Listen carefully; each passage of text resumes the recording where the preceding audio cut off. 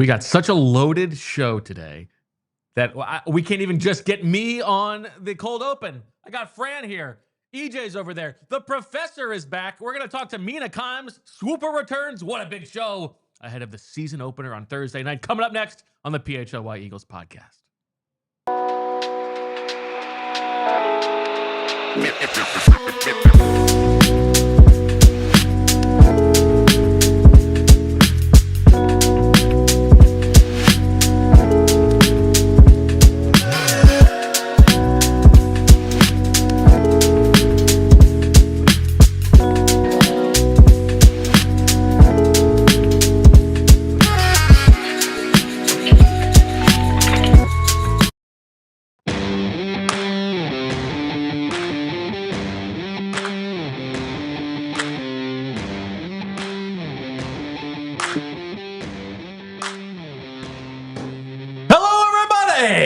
And welcome to PHLY Eagles podcast, live from the Xfinity studio and presented by the wonderful, good-looking folks at Bet365 and TrueMark Financial Credit Union. We are here, and we are just over a day away from the start of the 2025 Philadelphia Eagles season. Bo Wolf, Fran Duffy, armed with a fresh haircut. EJ Smith, getting his haircut tomorrow. Tonight. I'm getting my haircut tomorrow. It's haircut season, and the professor is back with the only haircut. What you get 2 haircuts a year? That's correct. And you got your freshie. You're looking good. 4 or 5 days ago, yeah. How was your summer? It was fantastic. Beat anybody up while you were gone? I have never been in a fight in my life, and I'm not sure why Fran is so confident that I can beat up EJ. I'm not sure why anyone thinks I want to beat up EJ. It's great to see EJ. I mean, all I heard was that he's never lost a fight. Yeah, undefeated. That's true. I don't know how that doesn't apply to me, but you know, I'm still giving myself. But when you came in, I mean, you must admit that when you guys saw each other today, you had to be sizing each other up a little bit. A little bit, yeah, maybe a little bit. Just like trying to gauge where Fran's confidence was coming from. Yeah, did you give yourself more than 52 turkeys, like you said yesterday? We're sticking with 52 turkeys. I mean, it's embarrassing. I mean, EJ was playing football while I was doing like math team. Like, I have no idea why. So how many turkeys are you putting on yourself? If we were forced to fight? Yes, forced to fight. I mean, I'm 47 years old. EJ, you're 30 years old. Is that right? 31. Oh my goodness. I mean. Yeah, see, the wheels are turning. You're gonna go low so that you can bet on yourself. This is classic game theory. See, what are the stakes? Like, I need like how motivated am I going to be? You know, that's the question. You can never go to an Eagles game again. Ooh, okay. In that case, 80 is about right. EJ stole your bike. Okay, all right. In that case, 90. Yeah, but say all this because of me making one comment about Dallas Goedert's run blocking. I mean, you said Isaiah Rodgers was more valuable to the Eagles than Dallas Goedert. So it begins. Fran, how are you?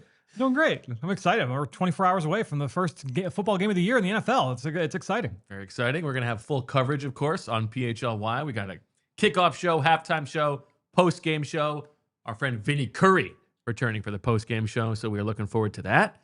And, of course, become a diehard. EJ's got a nice column out today. Hell yeah. With his thoughts. $36 for the whole year. And remember, it's also September, which means it is the Big Brothers, Big Sisters giving month. If you're watching on YouTube, you will see the button where you can donate and support the good folks and Big Brothers, Big Sisters. It takes a little to be a big. There we go. All that stuff out of the way. What's new, EJ, since we last spoke yesterday, Eagles-wise? Have there been any developments? I think they made a move on the practice squad. But you really, think? Oh, you know what? Okay, sorry. So since the show ended, yeah, Landon Dickerson was a full participant in practice. Yes. I apologize. That happened okay. as we were closing the show. I was waiting in my car for the injury report, and I saw that Landon Dickerson was a full participant in practice. Again, he had the back injury that came up after the knee injury. The fact that he was a full participant and that the knee is not even on the injury report, it's very encouraging for him, for sure. I feel like he's going to play, right? Yeah, again, like if you're cleared in practice, like that usually is kind of the big hurdle to clear, is that if you're in team reps, usually you want to get those guys in team the day before, the 2 days before the game. So yeah, I would say I feel pretty good about him. And then Andrew Makuba was also a full participant in practice with after the hamstring injury. So do you think that there's any chance that he gets the start? I think he's just missed too much time. Okay. I think it's still Sidney Brown. So too, Fran? I agree. Yeah. Yep. I think you could talk me into like an Andrew Makuba week 3 starter argument here, but yeah, I think it's going to be Sidney Brown just because he has gotten so many of those first team reps in the last few weeks. All right, Professor, I feel like we got to check in with you here. I mean, we haven't spoken to you in several months. The parade? Was that the last time he was on? No. I was on. I was checking my. I was on May 29th. It was a Dentgate. Ah, right. Oh, that's right. Yeah. That was a cameo. But I was in studio May 29th. I don't know, talking about something. I don't know. That's right. Well, we haven't spoken to you since Dentgate. So, first of all, what's the update there? Yeah, so we season ticket holders were invited back to the link to tour the locker room and whatnot, and the dent on the like 5th string trophy that they trot out there for the lowly fans, according to Fran, and I believe him. I didn't say 5th string. I believe him. You did. The dent is still there. They have not fixed the dent on the 5th string trophy. My understanding is that the trophies they used for the players' ring ceremony were in pristine shape. But yeah, That's the trophy. How do we feel about this 4-man setup in here? this is weird. Right? Oh, you think it's weird? It's weird. It's just different. It's different, yeah. I'm okay with That it. energy in the room. Bit of, we could, if we could extend it, we'd get a bit of a Knights of the Round Table vibe going on. I do kind of feel like I'm a little bit lower than You everybody. do seem lower, yes. Maybe this is like me sandbagging myself in the fight. Yeah. Yeah. I can see Maybe I'll that. fix it. Maybe I'll fix it by the end of the show. I'm on a so- bit of an island at left tackle here, like to look at the screen. Sure. I feel like I'm just out in space. But. Because you've been gone for so long, I think you can give us sort of like a step back. You know, we have been in the weeds every single day, having followed the coverage in Turkey and Colombia and all about. What have been like the things on your mind that, what are you worried about heading into this game, and what are the things that maybe like while we've been talking about Darius Cooper, you've been spending more time. Yeah, I think the season's going to be defined by how Brandon Johnson develops on the practice squad. I mean, I think I'm in lockstep. Well, then the Eagles are going to win the Super Bowl. I mean, no, it's always fun to think about what's going to happen, who's going to make the practice squad. By the way, the move that EJ referred to earlier is that Eli Ricks is back, Alan Pierce was the victim. I don't know what number he's going to have now. They gave away his number, so probably 47. No. That's right. I was wondering if there was a phone call from DC that contributed to the move, but no, I'm very excited about this season. I remember the 2018 season going into it. A lot of people were not as excited about it because the Eagles had just won the Super Bowl. It's easy to kind of get complacent as a fan. For me, it was the opposite. It was like someone wins the Super Bowl every year, but repeating. Like becoming a dynasty, becoming a team that people talk about forever. That doesn't happen every year. That doesn't necessarily like ever. Brown. Yeah. And I think that the opportunity when you've just won to win again is like a bigger opportunity than just winning in a random year. And I also think that just looking back, I think the most devastated that I remember being at the end of like the Eagles losing a playoff game was that 2018 season. Until I personally saw them lose the Super Bowl in person. That was probably more devastating. Yeah. But up until that point, it wasn't like, well, we won last year, so it doesn't matter. It's the opposite. It's like this is going to be the opportunity to repeat. And if you don't repeat this year, then you have to, you have to win again to have another opportunity. Who knows when that's going to be? And so I'm very excited. As we go through both sides of the ball, we can kind of get to more details about like points I'm worried about. I don't think they're too different than points that others are worried about. But in the big picture, I think it's been a mostly uneventful offseason in a good way, right? Yeah. This is a great team with a great roster and players who know how to win. And here we, bring it on. I'm excited. There's a real game tomorrow. Let's get to it. Now, we will, at the end of this show, talk to Mina Kimes. EJ and I spoke to her earlier today. We'll play that for you. And then, of course, when we're done with the preview, we're going to get to Swooper. EJ's first Swooper. We've got Deniz here to make it all happen. You're not always here for Swooper, Deniz. So that's right. This is very exciting. I'm usually not so unsettled about Swooper. I went to sleep Like I'm laying in bed thinking about I don't Great. know how Swooper's Fresh gonna go. meat. Sounds I don't know how Swooper's gonna go. I woke up and I'm just like, I gotta start watching the tape. I grinded a couple of film sessions. Did you? I did. And what did you learn? The thing that I'm concerned about is that I thought that Zach's strategy was actually a good one. Like I thought like saving turkeys was actually like, listen, like I don't want to give away my strategy too early, but I didn't think that was a bad approach to have. Yeah, I mean, in theory, I understand that strategy. I just don't know who I should have known what you're talking about. But anyway, I mean, you're a Swooper lover. You must be excited to get back. I mean, I would say I'm equally excited for the start of Swooper as I am for the Eagles seasons and the NFL season starting tomorrow. I'm just as excited. Okay, let's start which on the side of the ball that I think is a little bit less interesting, which is the Eagles offense against the Cowboys defense. Not that that's not uninteresting, but this one feels like a mismatch. Start, Fran, with like, what is a Matt Eberflus defense, and how is it different than what they've been in the past, if at all? Yeah, I think it's going to be more reminiscent of the 2010s versions of those Cowboys defenses, where you had Monty Kiffin as the defensive coordinator, and then you had why am I missing on his name? Rod Marinelli as the defensive coordinator. Really, I mean, Matt Eberflus was the linebackers coach under both Kiffin and Marinelli before going to the Indianapolis Colts and being the defensive coordinator there. And I think when you're looking at what Eberflus wants to do and what he wants to be, it's going to be primarily four-man rush. It's going to be primarily zone coverage. They pride themselves on creating turnovers, and they pride themselves on stopping the run. When you look over the last 7 years that he has been a defensive play caller, only one time in his career as a defensive unit, he finished outside the top 10 in takeaways. So we talk about how that can be a little bit tricky and a little bit volatile year to year. We made fun of this when Jonathan Gannon came over from Indianapolis, and they were always talking about the hits principle, right? Yes, that's it. That's what it's all about. But there's something to it. Maybe. Just hearing this is bringing me back to the Jonathan Gannon days. Like, we're going to make it hard on him. We're going to force him to make mistakes. What are the letters again? Hits is it's smart, hustle, intensity, intensity, toughness, and smart. Yeah. Right. It's like Sirianni's old principle. Exactly. Yeah, they don't match. Yeah. Only one time in the 7 years did they finish outside the top 10, and even in that year they finished 14th. Okay. And it's the same kind of track record in terms of run defense. Now that's been a hot topic of conversation in the last week since the Micah Parsons trade, but I do think when you look at it, you kind of know what the identity is in terms of like they're going to mix up zone coverages, but it's going to be heavy zone coverage, heavy four-man rush. And they're going to play fast. They're going to play hard. He's done a good job of getting the most out of the talent at his disposal, and they're hoping he can do that here this year. And so if he's getting the most out of the talent, where are they talent deficient?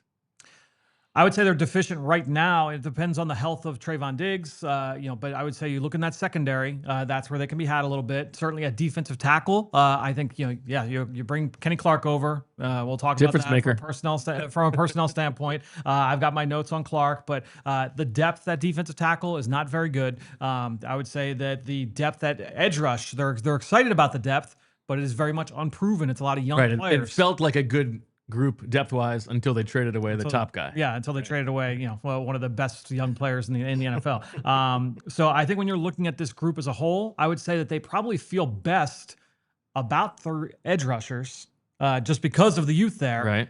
At linebacker, they have something to be excited about. But DeMarvion Overshown, who was really a revelation last year, really broke out last year. He got hurt. He's not in this game.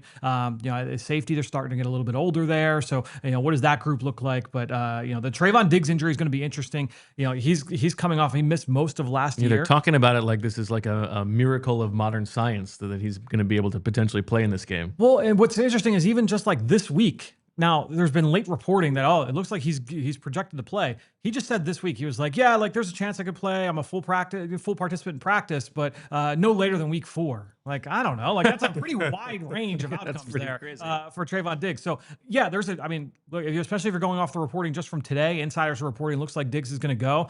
I don't know. I'm still kind of holding out that he might not be a go. Either way, I don't anticipate that he's going to be like 100% like all-pro version of Trayvon Diggs. Listening to both Eberflus and Schottenheimer in their pressers this week, which of course I did, they both seem to think that he's going to play. Okay. But speaking to the deficiencies on the roster, even with Diggs and Deron Bland both playing, I mean, the third corner is expected to be Kaiir Elam. Kaiir Elam, I mean, yeah. this is a guy who was a depth player on the Bills last year. If you recall, in the AFC Championship game when Christian Benford got injured, Kaiir Elam was the guy who came into the game, and you could easily make the argument that he was the reason they lost the game. I mean, the Chiefs were picking on him like crazy. He gave up a bunch of big catches. He committed a bunch of penalties, and this is a guy that they got for a late round pick swap, and he's expected to start. So. Yeah, former first-round pick out of Florida, bigger body, but it did not work out, certainly there in Buffalo. EJ, when I hear heavy zone, I think big DeVonta Smith game. Is that where your mind goes? Yeah, I mean, that is probably like maybe overly simplistic thing is like that the zone, that Devontae's a zone beater and that AJ is the man coverage beater. I'm getting better. I'm learning. Very deft. Yeah. I could see you. I could see your eyes. I wasn't ready for it, but you were there. Oh. I would have gotten there if you had said it. Yeah. Yeah, but I do think I still think there should be opportunities for AJ Brown in this game, obviously. But yeah, I think that history has told us that Devontae can find those soft spots between the zones. I think in a previous Ospreys, there's a song about AJ Brown called "Man Beater." I think that's correct. Yeah, that is true. He's a man beater, make it look. It's pretty good. Should bring it back. It's very self-congratulatory of you. Yeah. I didn't say it sounded good, but it has gone there. Go ahead. To back up the zone thing with numbers, I mean, just looking at last year with the Bears, Eberflus, they were 28th in man coverage, just 18%, 28th in late down man coverage as well. Just 32%. And a lot of the zone coverage they play is single high. So they were second in the league in cover 3 at 48%. So, and something like 30% at middle of field disguise. And I was actually going to ask you, Fran, if the thing the Chiefs did in the Super Bowl was interesting to me. And I know the Eagles play the Chiefs next week, so I'll have plenty of time to talk about this. But there's this kind of narrative that they packed the box and they didn't let Saquon run. But they started almost every single snap of the Super Bowl with two high safeties, and they rotated down one of the safeties at the snap. It was usually Reed, and he was usually the one who, filled the gap that the Eagles were attacking in the run game. I'm wondering if that's going to be something we see defensive coordinators doing to stop the run this year, baiting the Eagles into running the ball by starting with too high, especially the defensive coordinators like Eberflus who have a history of starting that way anyway. Is that something that you expect to see teams try to do? Because at the end of the day, the running game was not good in the Super Bowl. Not only because of what you saw in the Super Bowl, but I think also because of what we saw like 2 weeks earlier in the divisional round against the Rams, where the Rams, it was the opposite, where we're going to load the line of scrimmage. We're going to put as many bodies into as many gaps as possible. And then it's like, all right, well, you get Saquon one crease, and now there's nobody at the second and third level. I think that you're more likely to see teams take that approach that you're describing with Kansas City as opposed to what the Rams did in that game. Do you think, listening to this conversation, Deniz, that we've been having, like, do you expect the Eagles to be significantly less run heavy? No, I mean, so I know you like that. I think I'm more with you, Bo, on this. Like, looking at last year, I mean, the Eagles they passed the ball 49% of the offensive snaps. They were the only team in the league that ran it on more than half of the snaps. When you look at just neutral situations, they were still 31st in pass rate. They were 32nd by a long distance in pass rate over expectation. I think I'm with you in that just because Jalen's the Super Bowl MVP and he's acting more confident and he has more equity, etc., that it's not suddenly just going to be a bombs away offense, for sure. For one thing, the thing that Jalen says more than anything else is that he cares about winning over everything else. Right. He talked specifically about how he liked that Sirianni had this whole message now about contribution over credit. Is that what it is? Yes, contribution over credit. And I think that stuff is just sort of code for my stats and the wide receiver stats and AJ's stats, like, don't matter. We're going to do whatever to win. And if it means run it again and be careful with the ball and not turn it over again, that's what we'll do again. I think that's what he's trying to say. Now, I do you think can that there will make the be case more that, games like- that are close, and so he's going to have to throw it in the fourth quarter. Right, I mean, which is so what the I'm saying. volume numbers should be more than last year. There were lots of games last year where there were like 0 passes in the fourth quarter, right? So I do think there will be more passing out of need. But there was another podcast earlier this week with 2 people who don't exist talking to each other, and they both had wildly high predictions for where the Eagles would end up in that neutral pass rate. I mean, they were talking the guy about from 10th and 12th. the NFL podcast. It was a It's a handsome it guy. was a podcast. Good-looking guy. Good-looking guy. Plays a judge every now and then. I like that guy. That guy, yes. So that guy and the other guy, they were talking about than the twice in the last Eagles 2 weeks. jumping up from 30. Yeah, interesting. yeah. I was pointing this out to Emily. I was like, it's very interesting what's happened here. That's interesting. But Is there anything you want to announce, DJ? I better not. Let's wait to see what Cliff has to say. yeah, well, they were both saying that the Eagles were going to just jump from 32nd to like Yeah. 10th in that metric. I don't really that does seem see crazy to why that would happen. I mean, like it's the same offense, it's the same players are back. Dallas Goedert is back with his run blocking. He looks I don't I don't really. It's not as good as having Isaiah Rodgers back, I know, Sure. but yeah, I don't really see that big a change. Yeah, there's almost something to like the thing that we've talked about Jalen with more swag. It's almost like in having won the Super Bowl, there will be more swag to just handing the ball off. Like it will come across less like they're hiding him and more like this is just what we do to win games. Well, I think it would also help, again, not to keep harping on the Carolina game, but there were a lot of games last year where there were instances where it seemed like he was risk averse or just hesitant to pull the trigger in the name of avoiding turnovers and trying to help the team win. I think even if the sample size only grows marginally, if he is more confident in that sample size, I think that would be like a noticeable jump and an encouraging one for the Eagles offense. I think that's fair. Okay, time to take a little bit of a break. On the other side, a little bit more on this side of the ball. I want to find out what Fran thinks about what kind of game plan we're going to see in this game on offense, and much more to come, including the return of Swooper on the PHLY Eagles podcast. Branded Bills. That is not how I would, it is how I would describe what happened to the North Carolina football team the other night. I mean, they got branded and their Bills team, but that's not what we are here to talk about. We are here to talk about the great hats and branded Bills. Whether you need snapbacks, truckers, fitteds, beanies, or tees, Branded Bills has you covered with performance and style. If you're looking for some gear to make your brand stand apart from the crowd, Branded Bills has you covered with the best custom headwear. Start your order, and their dedicated team will help you create the exact custom apparel you need. They also have a partnership with Penn State as a part of their campus collection. Fran's talking about Penn State every week on PHLY. So if you're a Penn State fan, check that out. Head to brandedbills.com and use code BBPHLY for 15% off your first order. Next, we're going to talk to you about the good people at Ford and their all-new Explorer. That's right, it's America's all-time best-selling SUV, a legacy of family trust and performance with 3-row seating for up to 7 passengers. It comes with your choice of 3 different powertrain options and is available with rear-wheel drive or intelligent 4-wheel drive. The 3-liter EcoBoost V6 has up to 400 horsepower if you're looking for something sporty, or you could go with a hybrid model with up to 500 miles of driving range if you're after something fuel efficient. It also comes with Ford's terrain management system, perfect whether you're driving home in the snow, trekking across the sand, or even towing a trailer. You'll also be getting an advanced suite of driver assist features with Ford Copilot 360 and a large digital instrument cluster for that high-tech feel.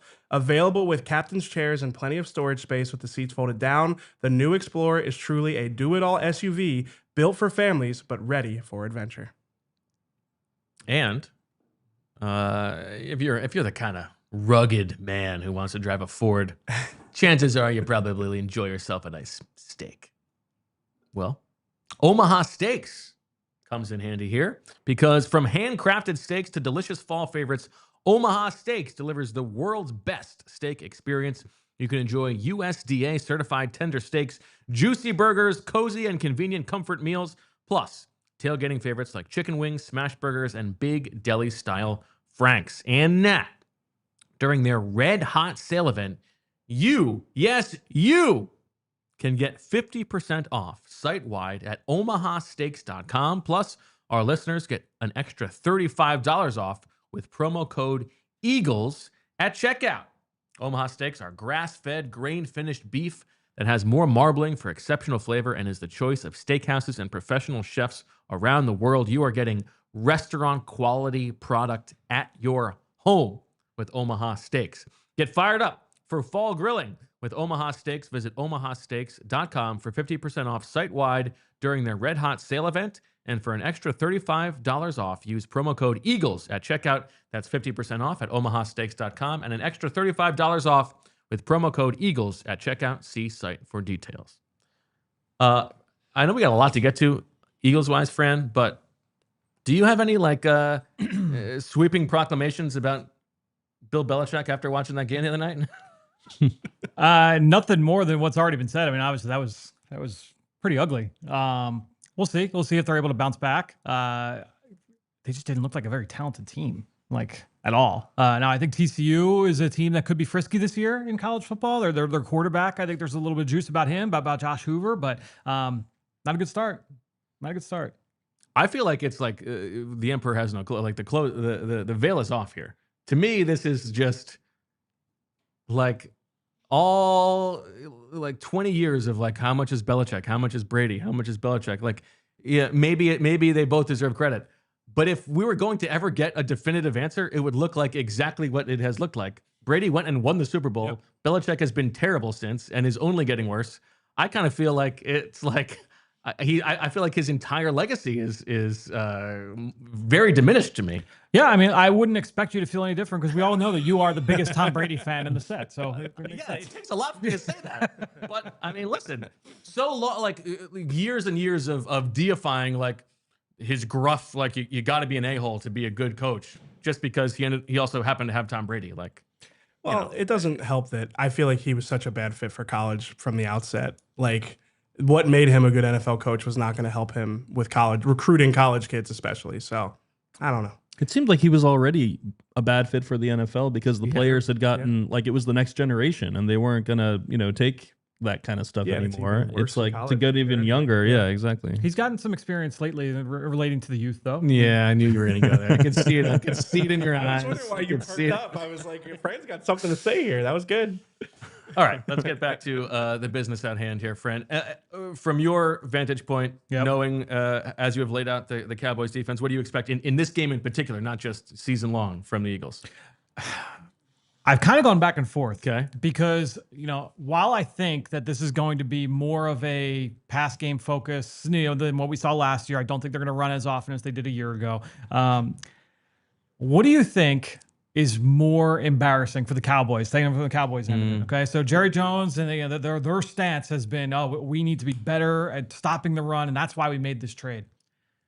What's more embarrassing? Jalen Hurts throwing for 400 and not getting touched and not getting sacked, and I was like, the pass rush is gone? Yeah. Or Saquon Barkley going up, and the Eagles run for 250 and 3 touchdowns in this game. And I've gone back because part of me that has a sneaky suspicion that will come into play, for the Eagles in terms of their plan of attack in this game is how do we really stick it to them? They're here on our banner night, that kind of deal. Is it banner night? Didn't even know. No big deal. My word. Oh, did we? 65 people in that building may not know, but everybody else knows. No, I think that when you're looking at the ways to attack this defense, honestly, the Eagles are just a better team. So I think offensively, you go out and you just do. I think you're going to execute your game plan. I don't think they have to dial anything up specifically. Week ones are always weird, and it's always there are things you've put in the summer that you want to get out there. And so I think the Eagles will have some passing game concepts that they want to put on tape and that may pop. But I do lean towards they're the better team, and I think they want to invite less variance in this game, which to me means running the ball more. And not playing the don't turn the ball over Jalen game again, but there's probably a little bit more variance if Jalen's throwing than if they're just handing the ball to Saquon. I think that's fair. And honestly, it's one of my things for this game is that we know that this is a defensive coordinator and a coach, a system that they want to preach taking the ball away, and so you want to do what you can to try and avoid that offensively. But going back to what I said earlier, and you agree, is that they're just a better team. I don't have high hopes for this Cowboys team moving into this season. I know you picked them to win the division. Love them, last yeah, week. love them. You were very high on them. But I think when you're looking, I think at every this, year Bo has picked the over on Dallas. Yeah. What's up with that? yeah, Just quietly loves them. I don't know. I'm just trying to win the game like I did last year. Yeah, you got to do better than that. But yeah, to me, I don't think that this is one where like, oh, look, this run defense is better than the pass defense, or oh, this pass defense is really good, they better run the ball. I think that the Eagles have the advantage of both areas. Okay. Go ahead, Dennis. No, I was going to ask Fran or ask all of you really what you think is going to happen in terms of the pattern that we saw last year where Jalen just wasn't throwing the ball, right? Like he was 32nd among 32 quarterbacks in percentage of plays that were non-targets, right? So it was 10% sacks despite this offensive line, right? 9% scrambles, 6% throwaways.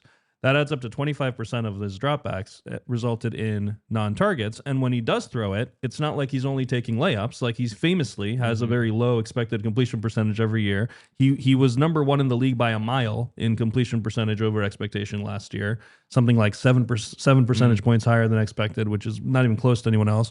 So it's this kind of weird thing where he like often doesn't throw it when he thinks he's going to turn it over. He doesn't use the middle of the field.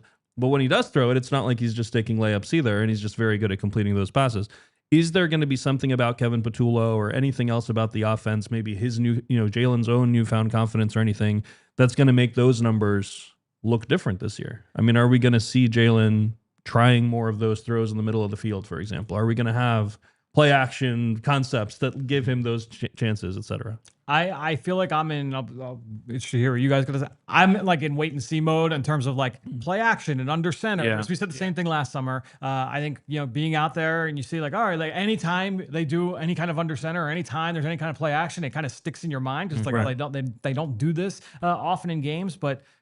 Again, we saw that last summer. We saw it the summer before. I do think, like, to use Jalen's words, like straight jackets off kind of deal. Like, I think that they want to come out and be able to throw the football, and I think that they will try and do it. They did it last year, and with mixed results early on in the season. But I think that they're going to come out, and I think he's going to be more aggressive here this year. Yeah, the under center thing to me, it's like I just don't think that is a cornerstone of a Jalen Hurts offense. I don't think for whatever reason. I mean, I've got my guesses, but I just don't think it's something that they want to incorporate with Jalen Hurts for whatever reason. So the under center thing, like Fran mentioned, we didn't see it enough. Well, hold on. Do you think that they don't want to incorporate it with Jalen Hurts, or Jalen Hurts doesn't want it incorporated? I don't think. So I don't know. It looked great with Tanner McKee in week 18. Yeah, exactly. They've done it with Tanner McKee. They did They did some of it with Kenny Pickett. It just has not been part of the Jalen Hurts scheme. Yeah, so, I think that is his choice. Yeah, and I mean that's fine. Right. I was going to say I don't think that that's necessarily a bad thing, but in the sense of like. I think that Kevin Patullo I think every offensive coordinator the Eagles have had has tried to figure out how to marry the run and the pass game more effectively. Are you thinking about Rich Scangarello here? Like a little bit. All days? I've got Princess Bride on the brain. But it just hasn't, for whatever reason, it hasn't been as effective as you think it could be. So I think that'll be a big thing that if Kevin Patullo can get it right, that will unlock something else with this Eagles offense. The amount of times that they are going to see single high coverages, they're going to see defenses that have to account for Saquon Barkley. I think that if the play action game takes a step forward, that would be kind of that thing that would help, hopefully, increase the expected completion percentage. Yeah, to me, the thing that I do expect to be different about the passing game is just more shots downfield. We've talked about it for a while. There was a stretch of like 6 games last year when there was like one throw downfield. Yeah. And that was crazy. It's maybe the throw that Jalen makes that's the best throw that he made. Like he throws a beautiful deep ball. You've got AJ Brown and DeVonta Smith. You should give them those chances. They're very good at it. And it was so bizarre that it was gone from last year. And just intellectually, you think like, okay, we're running the ball. You should be able to pop the top there.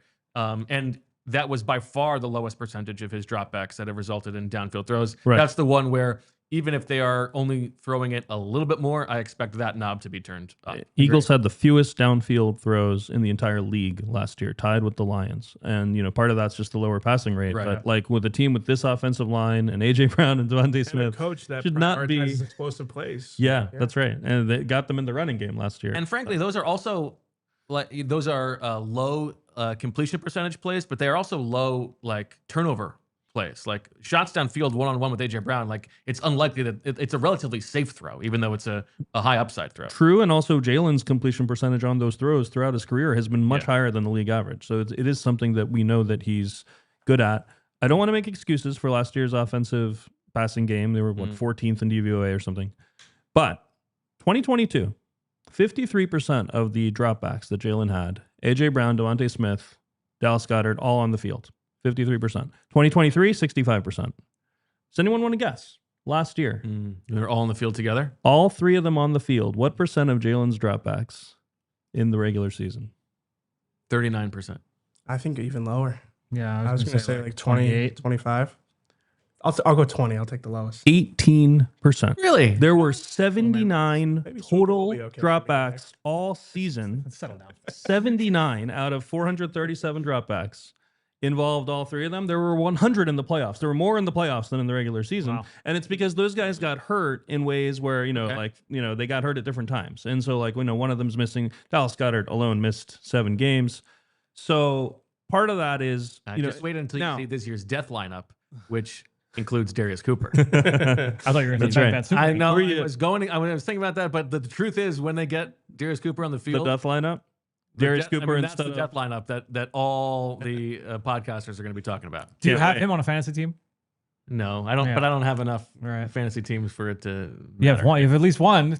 I have 3. Okay, but fair one enough. drafts tonight, so If it's I might have a third. Got it. if it's as good as the 49ers death lineup, they'll be like That's what I'm saying. they'll be like you take your Kyle 137. Juszczyk, I'll take my Darius Cooper. Yeah. Now I was trying to see if Jalen was significantly better in those 79 snaps with those and three he guys, wasn't. and he wasn't at all. Yeah, Okay. no, there was no correlation you're- whatsoever. He had a higher non-target rate with them on the field than without. Okay. So small sample size, but hopefully this year we'll see all of them playing together more with Darius Cooper. All as right. well. We anything else on this side of the ball, because we do have to flip. I think we Just timing We'll hit anything else on Swooper. Okay. Yeah, it's already 40 minutes in. All right. Other side of the ball. I am fascinated by what's going to happen here on this side of the ball, and the chess match of what do they do with CeeDee Lamb.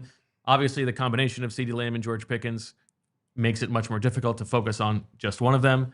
CeeDee Lamb does so much in the middle of the field, but do they want him on the outside? Because now all of a sudden you're going to get one of them on Adoree Jackson. I think this is a really interesting matchup. What do we need to know about the Cowboys offense from your vantage point, friend? Yeah, I mean, I always really enjoyed CeeDee Lamb's usage in Dallas when he first got there. Last year, I was a little bit less moved by it. Now, Schottenheimer was on that staff last year. Obviously, he's now the head coach, but you have a new offensive coordinator, a brand new support. All the position coaches, for the most part, are all new in Dallas. So I do expect that we'll see some new wrinkles there. Nobody else would work with Schottenheimer.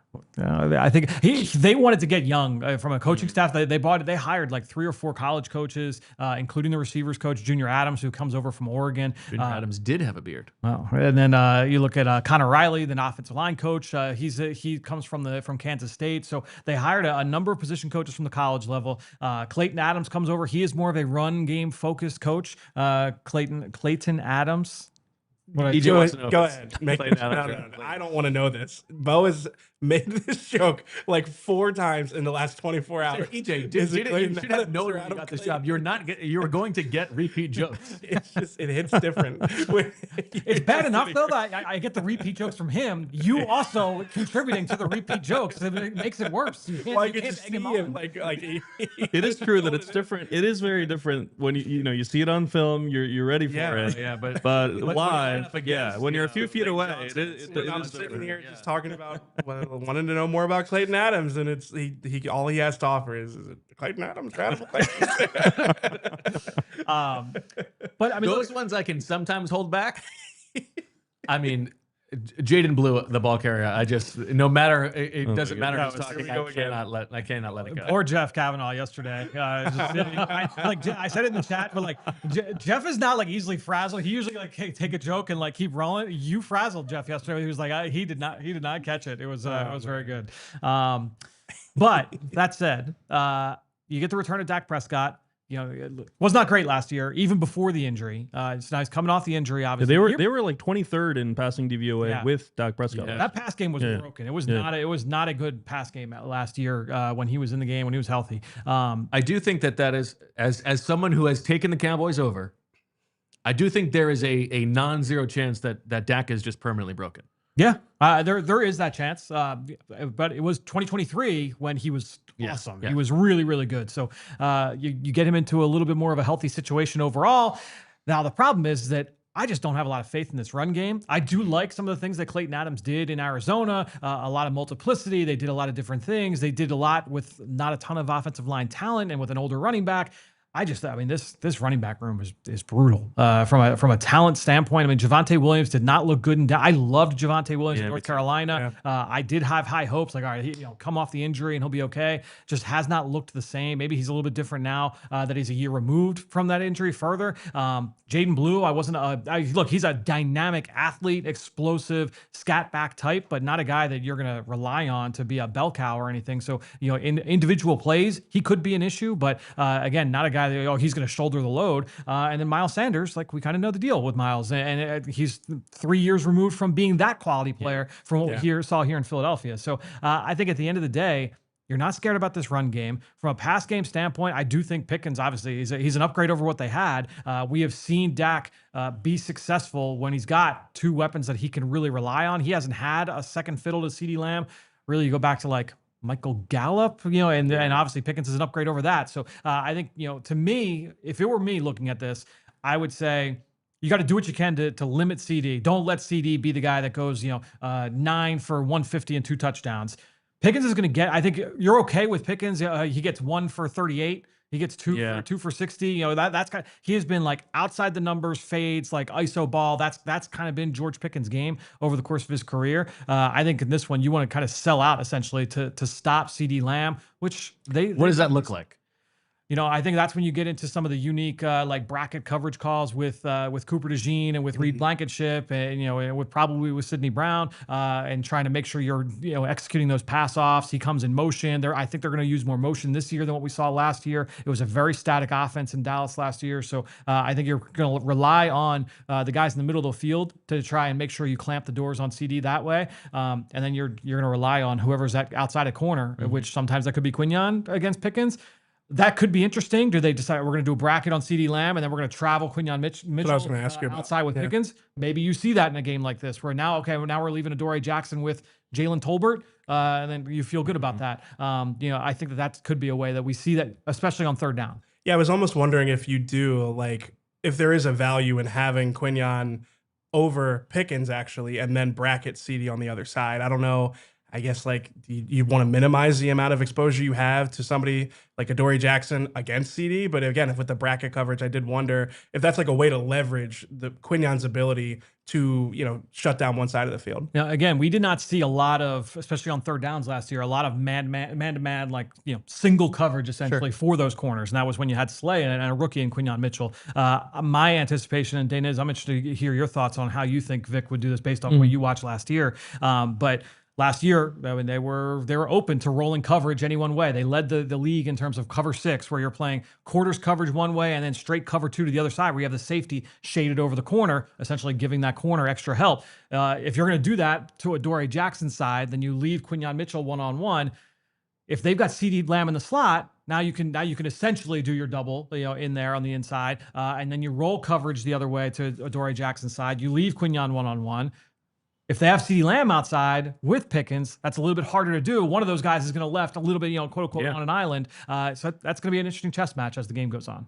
Yeah, for sure. I think this is an interesting conversation to have kind of in conjunction with the weaknesses in the secondary, right? Like the guy who's replacing Slay, the guy who's replacing CJ. Those are the guys we're least confident in. How confident is Fangio in those guys, right? In particular, last year, I know we've talked about this. You guys talked about it during the offseason as well. The corners played sides. Quinyon stayed on the right the entire season, like literally every play. Slay stayed on the left, literally every play. The safeties played boundary field, right? So Reed Blankenship was playing to the boundary. He was usually the one who was rotating down into the box. CJ was rotating from the field side to the post. And we know how much Fangio loves to catch those crossers on those 3-by-1 type looks, where he's using that boundary safety to keep an eye on the field side receiver. That's going to be CeeDee Lamb running some sort of over or crosser. That's something that they do a lot. The boundary corner, whether it was Slay or Quinyon Mitchell, could be trusted to play one-on-one with his guy and have the safety on that side take a peek at the other side. Sometimes that looked like cover 3, sometimes it looked like cover 6, depending on exactly where the routes went.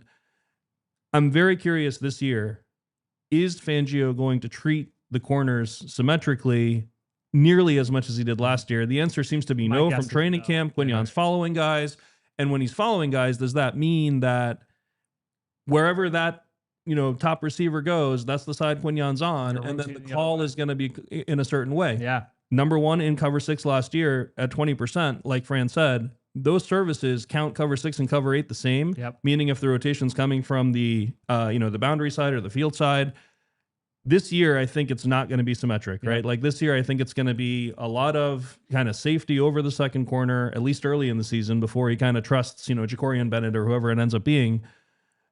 And that is going to make the defense a little weaker, right? Because it's going to be a little more predictable who's going to end up where. He will intentionally have, let's call it Sidney Brown as the person over Adoree Jackson? Like you put your 2 question marks on one guy and let the guy you do trust be the lone guy in the middle of the field, or do you put the guy you really trust, or does it just depend on which side they are on? Well, I was going to ask, you guys were at training camp. Was there a boundary field pattern to the way the safeties were lining up in practice? It felt that would have been the first thing I looked at. But sorry, I should have asked during at the time. Yeah, it did not feel like it was. Let's put it this way: it didn't feel left-right. It wasn't left-right. It wasn't left-right. Yeah, so I would imagine that it was field boundary. Yeah, like a guy like Eberflus, for example, always plays the safeties left-right, and then he plays the corners boundary field. Is the opposite of what Fangio did last year. It doesn't seem like Sidney Brown's the guy that you would want in the post. Like that's not even close to how he was used. Like as a rookie, he was being used as like an early down nickel guy who's in the box covering a flat in the zone. Yeah. But that means that Reed has a different role than he had last year, right? And to kind of spin this to the matchup as well, and why I think it's really notable for this one. Dak Prescott's one of the best in the league when it comes to like the pre-snap phase. Yeah. And so if he sees something early on where it's like, all right, well, and I've got George Pickens and Adoree, and if they rolled coverage this way last time, to me, like you get into second quarter, third quarter, as the drives start to unfold, I think the Eagles have to be prepared for whatever checks Dak is going to make, because he has been more than willing. I referenced Michael Gallup. He did it with Cedric Wilson. He did it with anytime he's had one of those bigger boundary guys. He is more than willing. This goes back to college with Darunya Wilson. Like he is willing to throw that back shoulder fade and let those guys win one-on-one. And so I think that is certainly something he will try and take advantage of. All right, got to take another break here before we get to a little bit more conversation on this side of the ball. Then we get to Swooper, and then after that, we bring on Mina Kimes. Lots still to come on the PHLY Eagles podcast. If you are a football fan, you just got to have Xfinity. I mean, what are we doing? Xfinity is the ultimate sports destination. You can find the best games and your favorite teams all in one place, and the way you watch is next level. It's the perfect fan flex. You get all the action right in your living room. Plus, Xfinity's best picture and sound with enhanced 4K. So clear, it makes you feel like you're in the stadium. Basically, you get to cosplay as Deniz. Sometimes you can even get up to 4 games at once if it's a football Sunday, because why not? And on top of that, you get real-time notifications and live stats right on your TV. It's the best seat in the house every time. Next game day, make sure that big fan isn't a big fail. Learn more at Xfinity.com. Xfinity, imagine that. Restrictions apply. Multi-view requires Xfinity 4K capable TV box. Look, it's we're recording this on Wednesday, which means that tomorrow is Thursday, which means it's almost game time. And I am very excited for the football season to be here, whether it's NFL games, college games.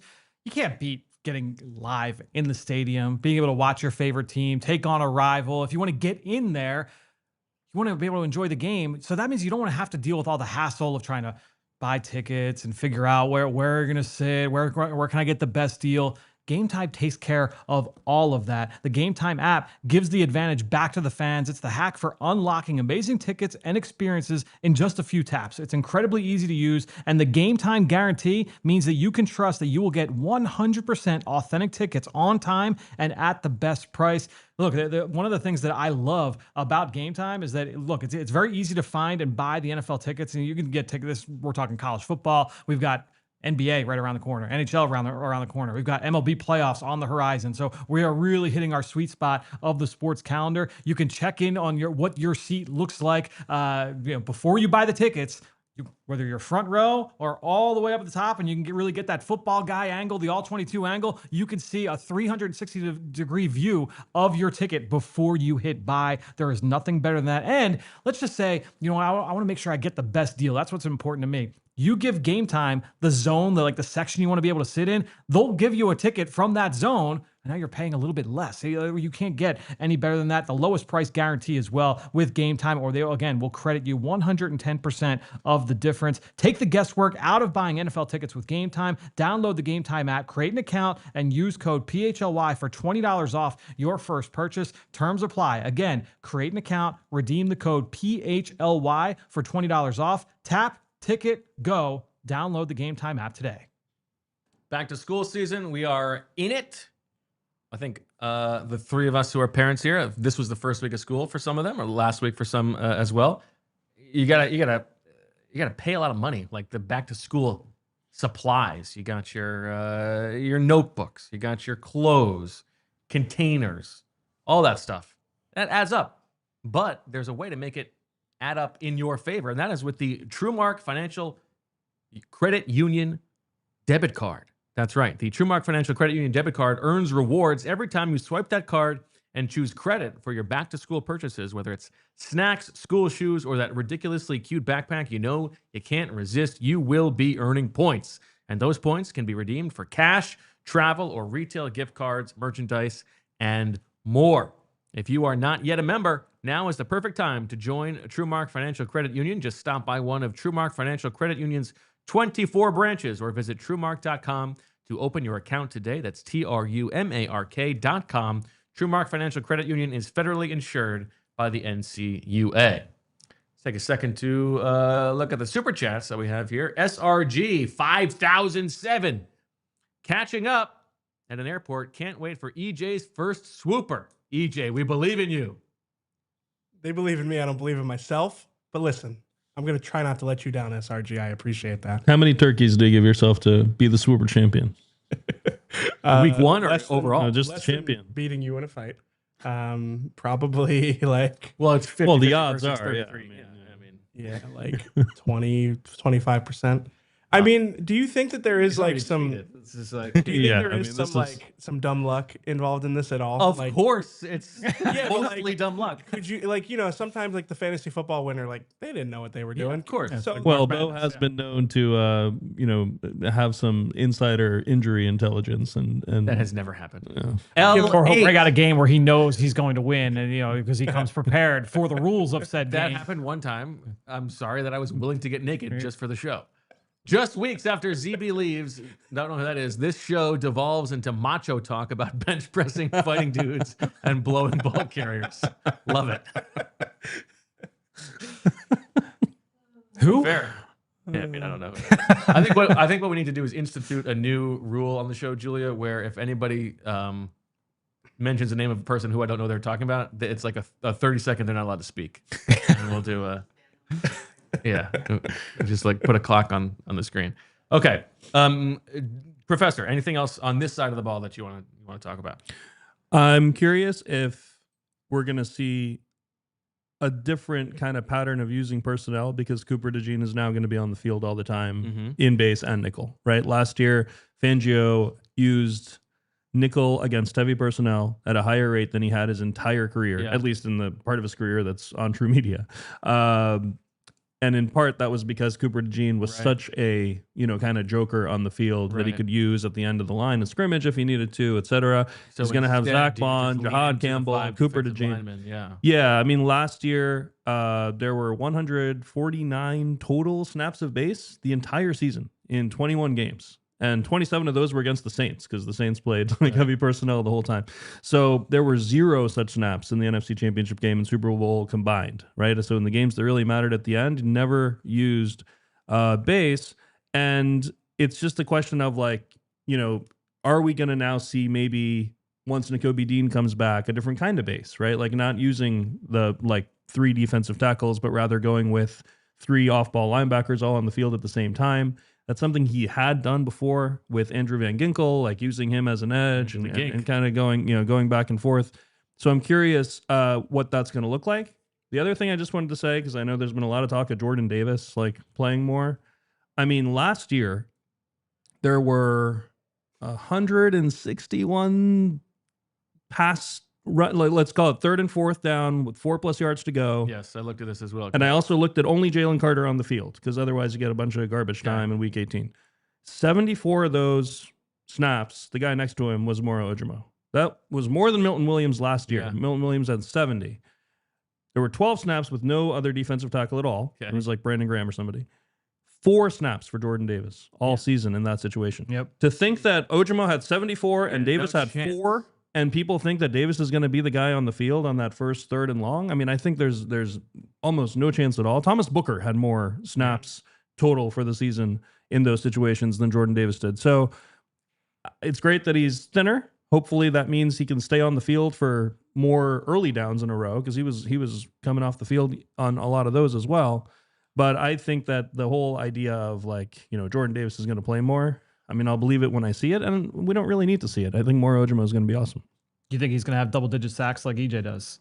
Ojomo? I never said double-digit sacks. I mean, yeah, probably, He's got, probably defensive player of the year not. tickets on him. But he can have more sacks than Milton Williams did last year. That's all I said. Yeah. For the record, He might have more than Jalen Carter did last year. It wasn't that many. Yeah, So. it wasn't as many as you think. Okay. Anything else from you on this side of the ball? No, I think we'll I'm hit- curious. I am curious to see how much of the sending Jihad Campbell we see. Yeah. Those exchanges and stuff like that. And do we see some of the both he and Zach Bond overhanging at the same time? Like Right. all of that stuff I'm curious about, but that's about it. For the game tomorrow night, one thing Fangio said this week on Monday that I thought was interesting. He said, first game last year, we probably did too much as coaches schematically, gave up too many big plays because of things we weren't playing correctly. I had too much confidence in how much they knew. I remember there was a play in particular in Sao Paulo against Green Bay. It was dime. Cooper DeJean's in the game. Looked like he didn't get wide enough in his zone. Slay came down to compensate, got beat over the top. CJ in the wrong place. There's talk of like Makuba playing in dime and all that. Yes. There were only 61 snaps of dime all year last year. It's not like a thing that they did a lot anyway. I'm guessing not as much of the mix and match, try different things in these early weeks. Comment in does he take that as like I can't do that stuff in week 1, or that was a specific situation because everybody was new and this year Brazil. 8 of them are holdovers. Can I do those things? I don't.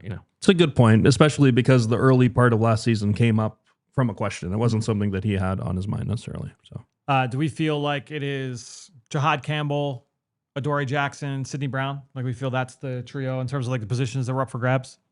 Starting. I do, and For I tomorrow. probably feel that in that order, Yeah. confidence level at this point. And here's my other question. and then Makuba is- week 2 after the mini bye. I think that is very possible. Yeah, you could depending totally on do how that. Sidney Brown Yeah. plays. But to your earlier thing about who does he have faith in, who do you think Vic Fangio has more faith in, Adoree Jackson or Sidney Brown, if that's who it is? That's a good question. I feel like I'd lean ever so slightly towards Sidney Brown here. Interesting. I think I would go the other way. But are you talking about who's coming off the field on base? No, who Vic Fangio has more faith in? Just in general. Yeah. Like in terms of the way he's playing coverages. I just okay. Sidney Brown. I guess he did have most of those first team snaps by default of Andrew Makuba being out, but they've rotated that corner spot so much more than that. They've opened it up to other players. So to me, I don't know. I know that we've talked about this before about how Sidney Brown didn't have a bad training camp. He didn't have a stellar training camp. He was not a standout player, but he was solid. So I'm still not closing the door on the possibility. And I wouldn't say if you ask me to put turkeys on it, maybe I'm putting like 20, 30 turkeys tops on like the possibility that Sidney Brown could just run away with the job. And 10 weeks from now, we can't believe we thought that Andrew Makuba was going to take this job from him. But I think that the way that he looked in training camp does not have me overly concerned. Famous last words. But yeah, I don't think that it has been a worrisome summer for him by any stretch of the imagination. Okay. I think there's a reason Cooper DeJean played more safety than outside 100%. corner in camp, right? I mean, so I would go the other way for that outside reason. toward the end of camp. So I don't know. All right. Well, that is a. How's that Keely Ringo summer going, EJ?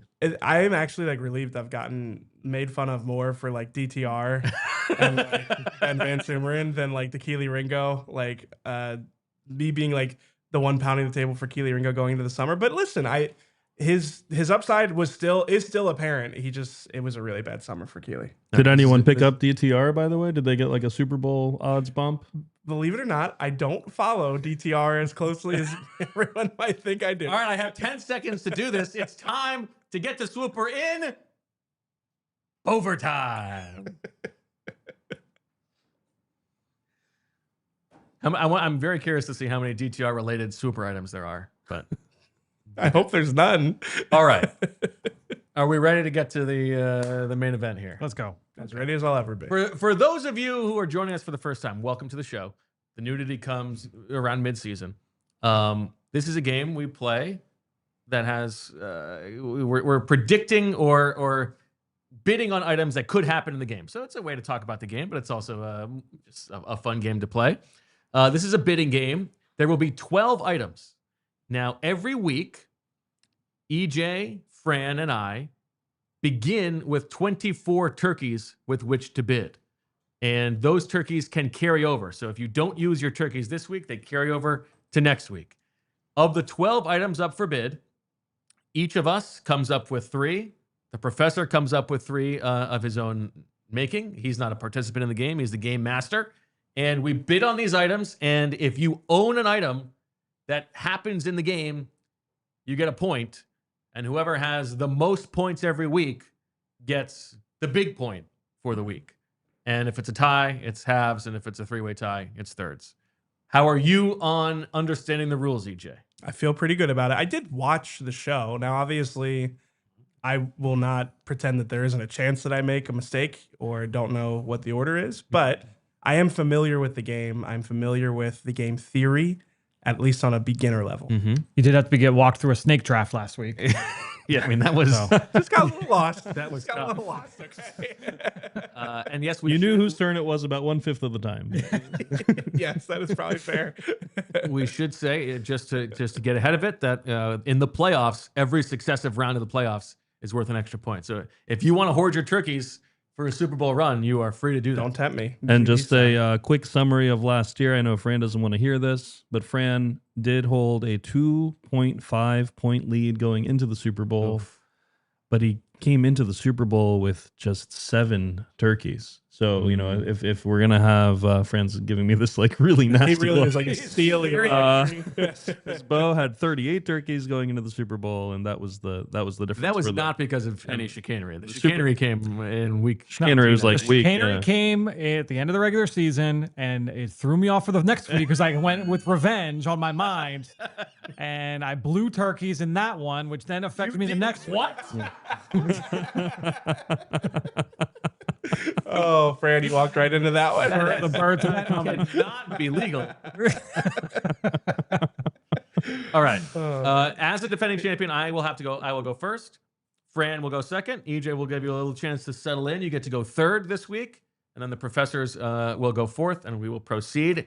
We all have 24 turkeys to start this week, and in your bid, you have to bid at least one. So I have one question before we start. Okay. I wrote down 3.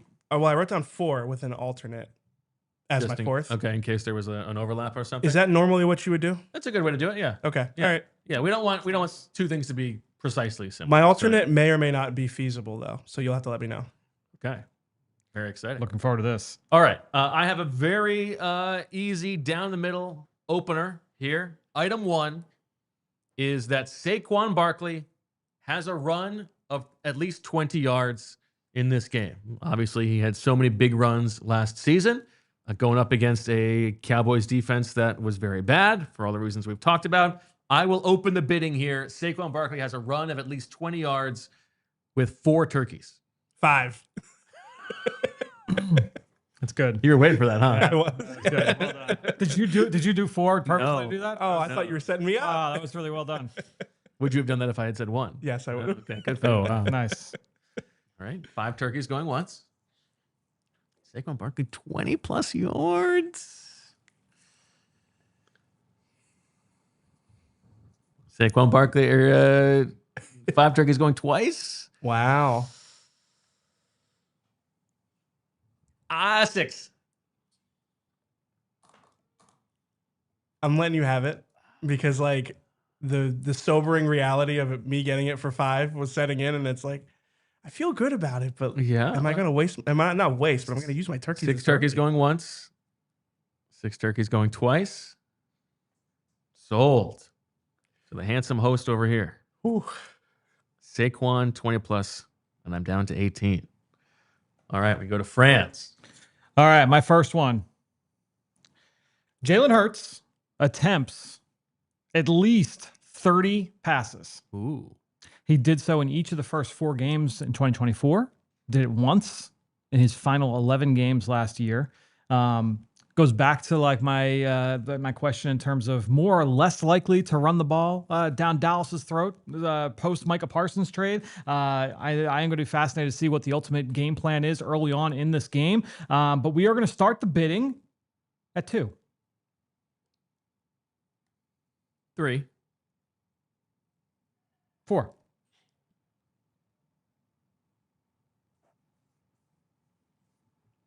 I don't feel good about this. 4 going once. 4 going twice. Sold to the handsome draft analyst, Fran Duffy. All right. Jalen Hurts throws for at least 30 passes. Are you ready for my first one? I think we are. My first Swooper entry. It would only be fitting that it is about Ben VanSumeren. Oh. Ben VanSumeren gets either a carry or a catch in this game. Wow. We will start the bidding at 1. You are so proud of yourself for this. Had a couple of catches last year. It has to be a catch, not a target. It has to be a catch. Or a carry. Or a carry. Right, but he has to catch it. Couple Gotta of get the catches, ball. you said?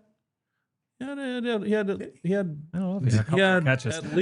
at least one actual catch, and then he got hurt, and right? maybe It was just maybe a target or 2. Wow. I'll have to look this up. I don't know if he had a catch last year. I think he did. One Right, catch. right sideline at the link. I remember, yeah. Coming Yep, towards yeah, me. I Yeah, remember that. Yeah. One catch. Watched it on film a few times.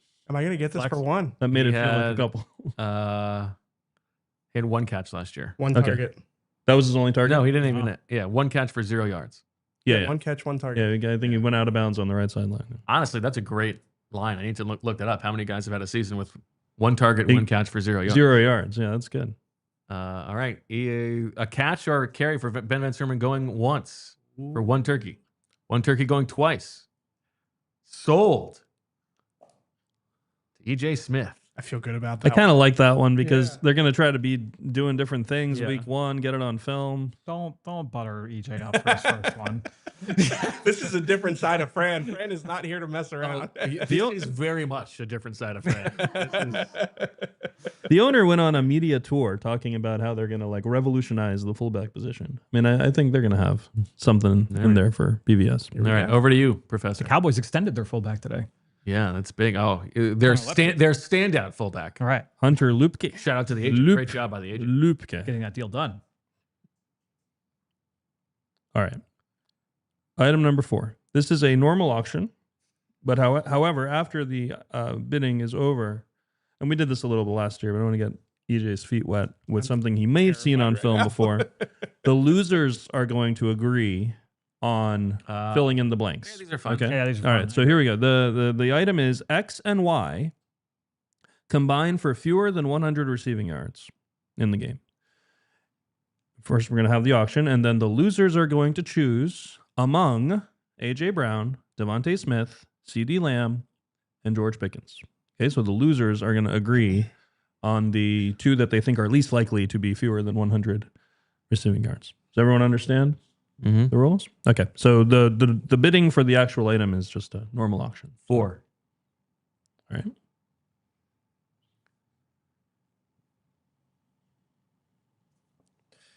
Four going once. I'm terrified of this one. I promise. I 4 won't going stack twice.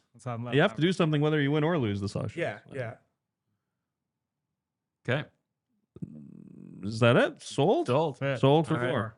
All right. Okay. So what are we doing here, Let's Fran? go. I think we go CD and because wait. Oh, sorry. No, you want it to- It's fewer. It's fewer. You don't want it to be fewer. Lock here would be Devontae and Pickens. Yes, I think Devontae's a lock here. I think it's Pickens. It's Do the you think it's two Pickens? combined for fewer. Yeah. And Than then Ray 100. Jackson. We're putting a lot of faith. Okay. I mean, who are you going to pick? AJ Brown or Yeah, you're not going going to pick either of those guys. Yeah. no. All right. Okay. I feel good about that. Wait, so who did you guys pick? So we're going to DeVonta and Pickens as the two. Those are the two you think are going to have the most yards? Fewer. No, the fewest. Fewer than 100. Right. They're picking who's going to have the fewest. No, the item is combined for fewer. So Bo will win the item if you want to pick the ones with more. We all got that. Sorry, I didn't Wait, need to. can we reopen The item reads X and Y combined for fewer than 100 yards. So if the people you choose end up with fewer than 100, Bo wins a point. Yeah, I would have not Like he quite so much, but won that's the fair. item. You want it, so You don't want it to You hit. don't want me to win. I would have bid more if I knew that we were going for the over. If you the Well, no, bidder the- gets the- the over. No. The bidder gets the under. The bidder gets the under. So you guys should be So you- picking the guys who are going to AJ get Brown. more. And so my Oh, my yeah. initial thought was right. Yeah. So, okay. So I read it we right. went- The other two. So you're doing AJ All right, Brown. so and then CeeDee Lamb. we want AJ Brown and CeeDee Lamb. Yes, Yeah, absolutely. Okay. Yeah. Okay, so now Bo only gets the point if those two combine for less than 100. Feel great about feel that. good Okay. about Yes, Yeah, I yes. feel Okay. worse. That's how I read that. Okay. Yeah. Okay. Okay. So you've got AJ and CD Lamb. Okay. Boned it. All right. Reading comprehension. All right. That was the simplest of the three I have. So, Hold on a sec. Yeah, you Gotta gotta move mess. your laptop. Okay. EJ, you think you're so clever with Ben VanSumeren, Oh, as if you're going to be the only one with a Ben VanSumeren item in this game. Oh, jeez. the Swooper darling. Ben VanSumeren plays at least 3 offensive snaps, and I will start the bidding at 2. Oh, you did that just to make me use my turkeys. 3. You can be all in on BVS. Oh, It's gonna be so funny if he's inactive. they had a whole package for him last year before he got hurt. Oh, don't Sign up convince fly? him. Don't convince him. We gotta keep this. They gotta keep this place. I mean, it's really just you, Fran. they're gonna I know want to you're put not it on gonna vote. film, you know.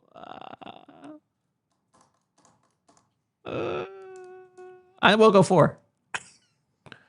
What a hypocrite. What a Yeah, coward. Well, they you know kept him what? on the roster. What a coward. Part of me wants to stick you with it just because I know you don't believe in it. I don't think From- they should, but now I think they will. Just No, here's the thing. just- Just if he wins it, this is the Oh, classic this is win-win, so classic. you Bo. can't He let him hedges. have it. Yeah. from All the moment he started playing until he got hurt, this is how many snaps he played in each game last year. 1, 0, 5, 4, 2, 5, 0, 5. It's a good number. Thank you. 5. Good number. 5. Okay. I should have screamed it. Sorry. 5 going once. 5 going twice. EJ has all the BVS shares. I think that's a good one for you. Yeah, but like the last week with the spread your wins and fly, it's like Justin Fields and Joe Flacco Yeah. down on the table. Okay. Over to you, Fran. Over to me. Item number 6, almost halfway there. Item 6, halfway there, living on a prayer. Saquon Barkley rushes for 100 yards in the game. At least 100 yards, we should say. 6 of the 8 previous 2,000-yard rushers failed to reach 100 yards in their first game the following season. The only 2 to do it were Chris Johnson in 2010, Eric Dickerson in 1985 after rushing for over 2,000 yards the year before. Those 8 players averaged just 88.6 rush yards per game in the first game the following season. Saquon went 14 for 66 against the Cowboys in Week 10. He went 31 for 167 in Week 17 last year. In Week 1 last year, he did rush for at least 100 yards and 2 touchdowns against the Packers in the opener. So we're going to start the bidding at 3. Saquon had 6.6 yards per carry with Dallas Goedert on the field last year. 5.4 without. 4. 5. 6, 7. 8, 9. 10.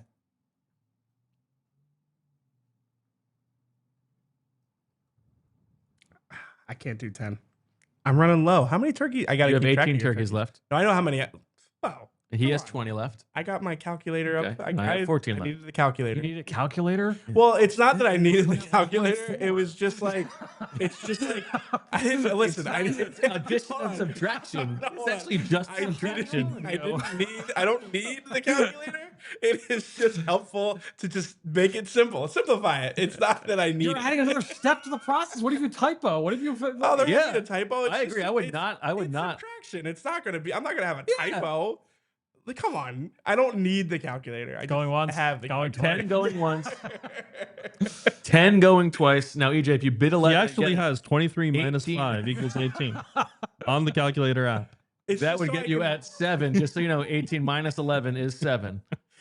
You guys. So what do you just 10 write going down how twice? many you have? If I have 18 Sold. apples and I take away 11, I now have 7 apples. I don't. The odds of need you, the odds of you calculator. typing something wrong are much higher than No totally question. agree. you getting I'm that gonna wrong. lose in your track. head. I'm Totally gonna lose agree. track. I'm locked in here. I just need to have it, and I just it's All right. there. Okay. Fran gets it. EJ, as we head to your item. That was halfway for 10? through, That was for 10. 10, yeah. Fran is down to 10 turkeys. I'm at 14. EJ's at 18. Okay. Okay. Jihad Campbell finishes the game with either an interception, a forced fumble, or 2 sacks. 2 sacks? I feel like 1 sack would have been a little bit too low of a bar. I wanted to make sure. You just give away sacks. So you think everybody's getting 2 sacks is 1 sack plus 1 sack. Just confirming. It's gonna have I that. mean, we know that more is going to have 10 in this game. Let me pull up. You're gonna have the calculator up in the press Sacks box. do you think a team gets? You think 1 sack is not the same as an interception or a forced fumble? This is We all remember the Nicholas Morrow 3-sack game. Yeah. 2 years ago. I mean, All right. Oh, You got to start the bidding. The yeah. bidding starts. what was at it 1. with what? 1 So Jihad Campbell has either an interception, a forced fumble, or 2 sacks. or 2 2 sacks. sacks. A sack isn't the same level as those other 2 things. 1 sack is not the same level as those 2 things. We're talking like a game-changing play. Okay. What about a fumble recovery? You don't think that's cool? That's cool. It's not as cool, if I'm being honest. Okay. There's some luck to a fumble recovery. Okay. If he 2 lines or up a more fullback, sacks. If he for lines the up a record. fullback and gets a touch. Oh, now we're talking. What if he, what if he tips the ball but someone else intercepts it? Like, that could be a game-changing play, but you don't think that's cool either. Yeah, I mean, come on. There's a word limit to these, I imagine. There actually isn't. 2. All right. 2. Jihad Campbell. Oh, 2. 3. 3. 3 turkeys. 3 turkeys going once. 3 turkeys going twice. Sold. EJ Smith. Jihad Campbell has at least 8 sacks in the game. -3. Minus 6. Seems like a really low probability one. It'd be cool if it happens, but. All right. Deniz, over to you. All right. Item 8. Somewhere here. All right. This is a fixed price auction. We did some of these last year. The item will cost 5 turkeys, no matter who wins. But we're going to be changing the item value as you guys change the item number. Okay. So the item is the Eagles score at least X points. And so you guys are going to be bidding up Okay. the X. Okay, Yep. so whoever's willing to go highest Okay. with how many points you are confident the Eagles will score will win the item, and you will pay 5 turkeys. Okay, so it's going to cost you 5 turkeys if you win. So you guys can start with whatever number of points. Whoever is willing to go the highest wins the 30. item. 30. I was going to scream 5 just for fun. Yep. 30. 31.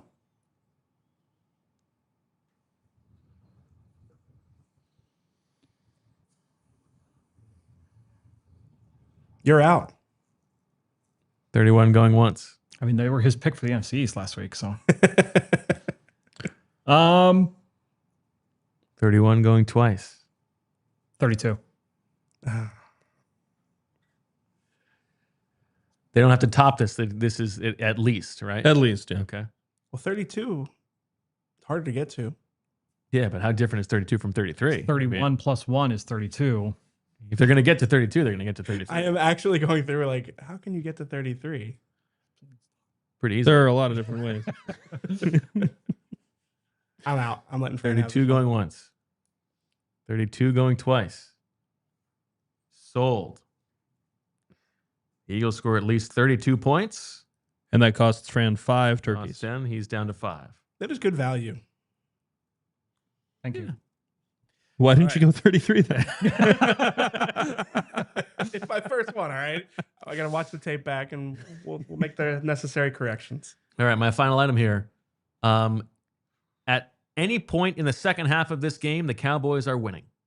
So the Cowboys have a lead at any point in the second half of the game. I will start the bidding at 4. This is your team. Yeah. How about them Cowboys? Yeah, let's go. You can give that to him. 4 going once. 4 going twice. Sold. Jerry's World, baby. How about them Cowboys? All right. All right. My last item. The Eagles have more runs of 8+ yards than the Cowboys have sacks in the game. This is a Micah Parsons entry. New What are we look starting run at? defense. We're going to start the bidding at. So it has to be more equal. Has to be more. Okay. Yes. Has to be more. Clean. We're gonna start. Do quarterback scrambles count? Yes. Any runs. Okay. Runs of 8+. Good Okay. question. Yep. We're going to start the bidding at 3. 4. 5. 6. We're looking at Sam Williams, Dante Fowler, 7. Marshawn Nealand. 8.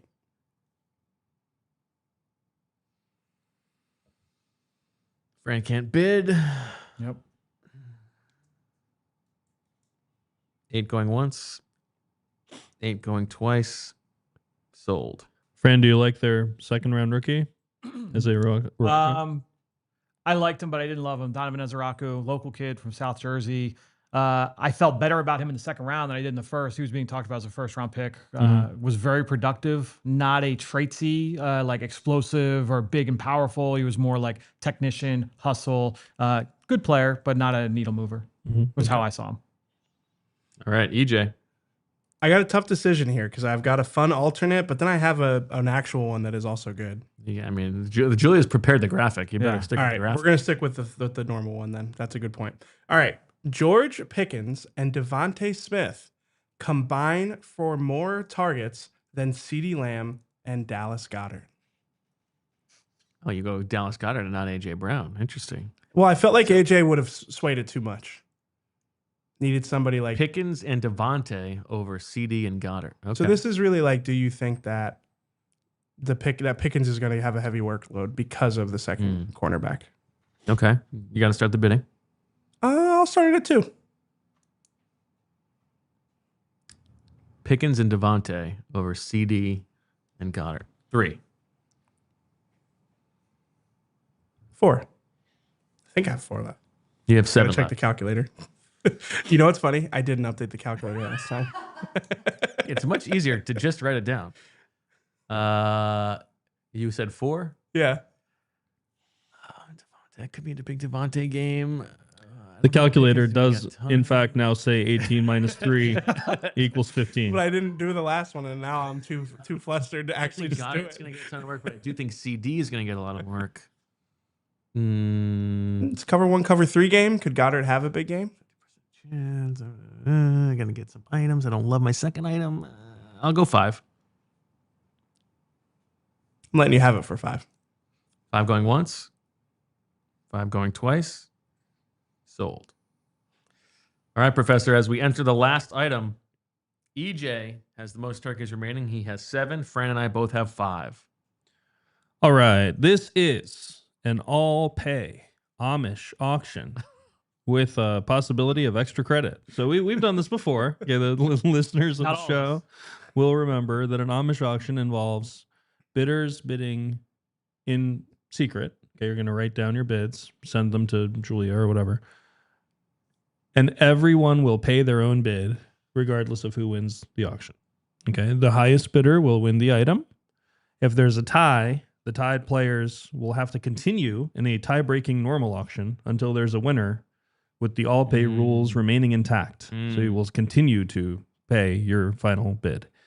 If all players refuse to break the tie, they all still pay their bids, and this time nobody gets the item. Can you reveal the tiebreaker one more time? Sorry. So if like two of you have the same bid, you have to continue in a like normal auction format to see the winner. Okay. Yeah. Got it. And you still pay whatever your last bid was, even if you lose. Got it. Even when it goes like that. And the item is the Eagles win the game. The winner will also then get to predict whether the Eagles win by double digits or not.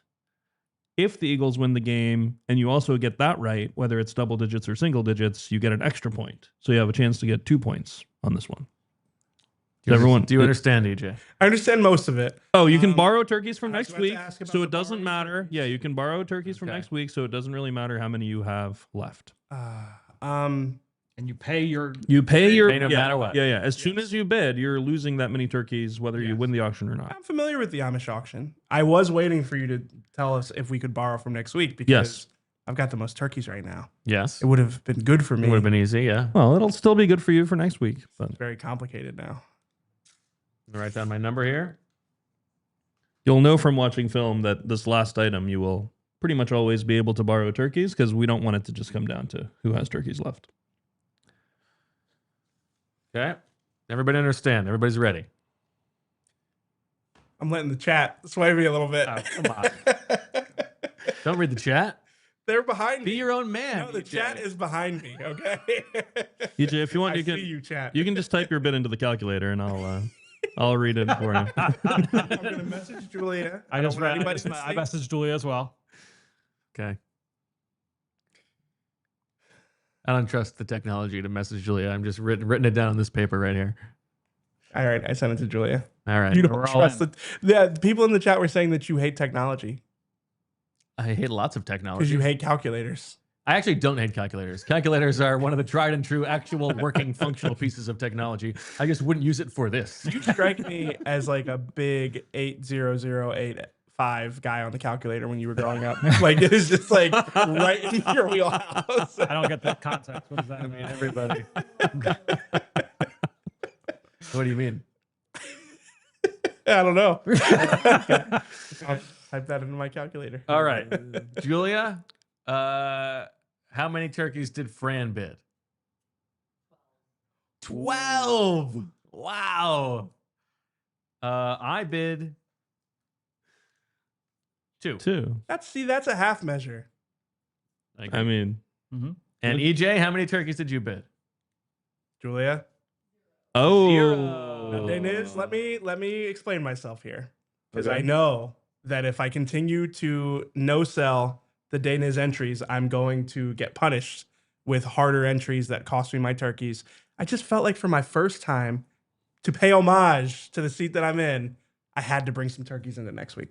I You had to do keep it. paying homage as if like he was really good at this game last year. I just need to replicate what he did. That is a good point. But the calculator says 7. I'm happy with that. I'm happy with that number. Okay. Fran, will you be taking double digits or not double digits? Yeah, let's do double digits. Yeah, double digit. I like the Eagles to cover this week. So okay. So if the Eagles win by double digits, that's going to give you 2 points. Okay. So you have -7 turkeys for next week. yep. But you have some enticing items. You have Jalen Hurts attempts at least 30 passes. Saquon Barkley rushes for 100 yards. The Eagles score at least 32 points. The Eagles win, and they win by double digits. So you are rooting for a nice big Eagles blowout. Feel good about it. EJ, you have VanSumeren as either a catch or a carry. You also have VanSumeren plays at least 3 offensive snaps. Jihad Campbell has either an interception, a forced fumble, or 14 sacks in the game. And you also have the Eagles have more runs of at least 8 yards than the Cowboys have sacks. EJ is just going to leave the stadium if VanSumeren is Inactive. inactive. Come out. Don't message me about EJ's the out of pregame there. show if Ben VanSumeren is inactive. I'm done. That is, you have 7 I won't turkeys be able to show left my over. face. I have 5 turkeys left over, and I have Saquon Barkley has at least 1 run of at least 20 yards. A.J. Brown and CeeDee Lamb combined for fewer than 100 yards receiving. The Cowboys have a lead in this game at any point in the second half. DeVonta Smith and George Pickens combined for more targets than CeeDee Lamb and Dallas Goedert. So a CeeDee Lamb injury tonight is good for me. Oh, you don't root for injuries, do you? Yeah, I mean, come on. Okay. Show some class. Okay. Yeah, a it's not very classy. CeeDee Lamb non-violent arrest is good for me. I mean, what do you want me to say? Not hoping the guy, his leg falls off, but, if he's less effective, that's good for me. And I get 2 turkeys. A quick update for people going to the game. Apparently, SEPTA will be running its sports special trains. They made a deal at the last second to do that. There you go. All right. I'll be on my bike. So we are up against it here because the somebody else needs this studio, and we still have to play Mina Kimes. So, Professor, great to have you back. Great to be back. EJ, welcome to Swooper. It feels good to be a part of Swooper. Fran, it's good to see the nasty side of you come back. We haven't seen it in a while. We didn't even fight. No fights. We will see all of you tomorrow night for our full coverage. We've got the kickoff show starting about 40 minutes before kickoff. We'll have a halftime show, and then, of course, the post-game show afterwards with Jamie Lynch, Vinny Curry, and Les Bowen is going to join us for the post-game show tomorrow night. So it should be a fun group to talk about the season opener. But until then, we're going to bring you our interview with Mina Kimes, previewing tomorrow night's game. And then otherwise, that's all we got. So as always, we love you, but stay tuned for more. All right, we turn now to the Xfinity mobile call-in line and bring in our friend Mina Kimes of ESPN and the Mina Kimes Show. Mina, how are you? Happy week 1. Oh, so happy. How are you guys feeling?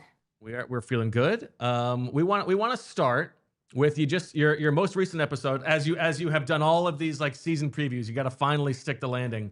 The most interesting figures of this NFL season. No Eagles on there, so I do want to ask you, on the cutting room floor, who to you is the most interesting Eagle as we head into this season? Bo stole this question from me. I mean, it's really a pretty obvious, it's a pretty easy from question. me. If I'm doing the listen to intro, I whole gotta ask the podcast, question. and you just sweep it out from under me.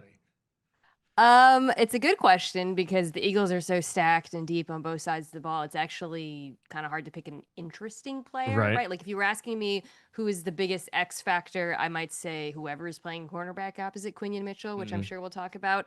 I think I'll go with. I'm not gonna pick Jalen Hurts. I'll go with Kevin Patullo for this one, right? Because I think there's very little angst about him replicating what happened the last time before the last coordinator switch after losing Shane Steichen. So I think I want to see early on if that belief in him is earned. And, if he counters challenges during the season, like say they were to lose any of the main pieces on offense, can he make adjustments? So that I think is going to be a big determinant of whether or not the Eagles repeat. Yeah, I think that's right, and it has been an under-discussed storyline in Philadelphia. Much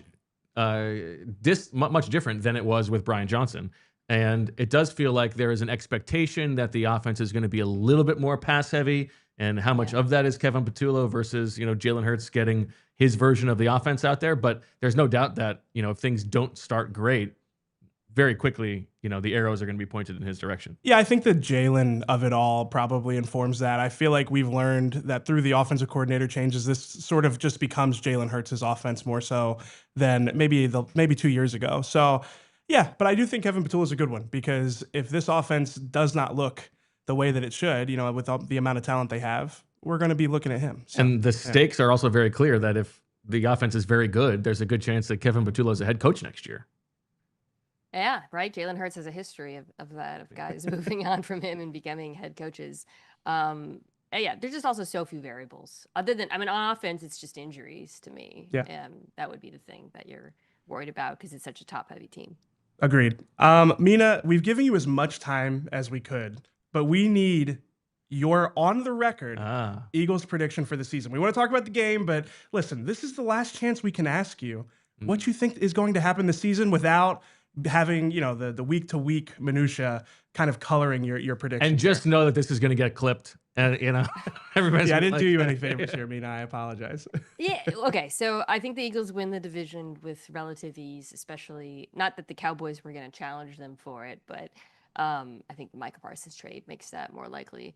I have to stick to the prediction I just gave to ESPN.com, which is I sent the Packers to the Super Bowl. Okay. I don't okay. know how much of that.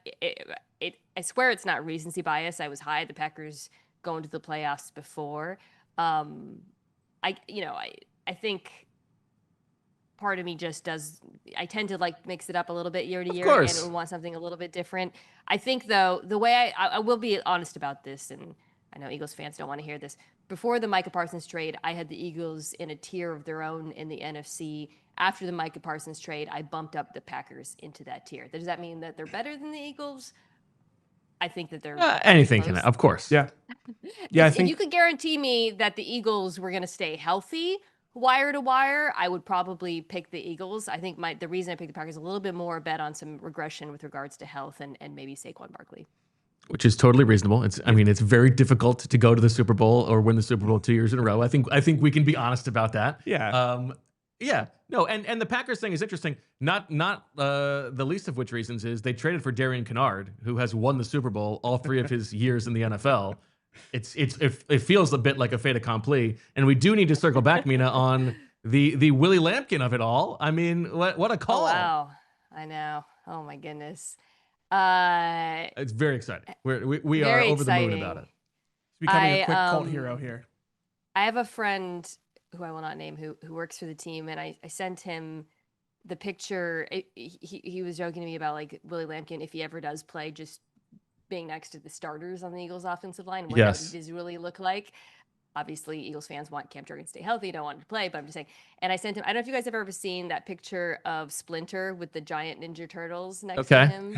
That's what it reminds me of. Like, because he's so much small. Like, it's funny because I think we all thought of Jason Kelce as being like this unusually short, incredible. Yes, which is a little overstated. He's not that small. Yeah. No, he's not that short. And in fact, he's got like 4 inches of him. Yeah.